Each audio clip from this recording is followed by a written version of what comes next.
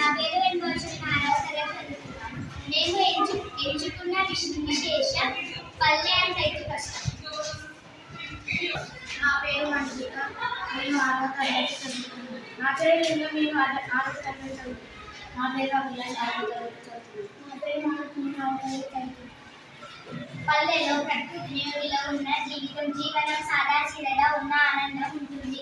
పచ్చని పొలాలు, పంట పొలాలకు చుట్టూన నిండున నేల ఉంటుంది. గాలి తాకికేల వరి చేలు ఉగుతాయి.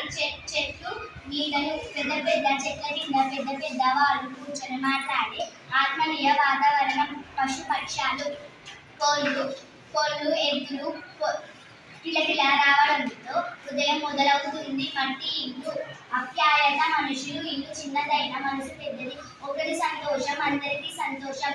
ప్రశాంత ఉదయం కోడి కూయడానే రోజు మొదలు. సాయంత్రం సూర్యాస్తమయం,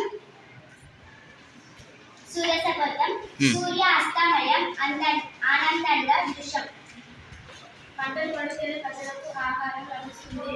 పండుకొని ఆహారం పడిన అందరూ పడాల్సి వస్తుంది. అటువంటి పంటలను పండించే రైతు దేశానికి వెన్నెముక. పంటలు పండే దేశంలో కలుపు ఏర్పడుతుంది. ప్రజలు ఆకలితో అల్లాడిపోతారు.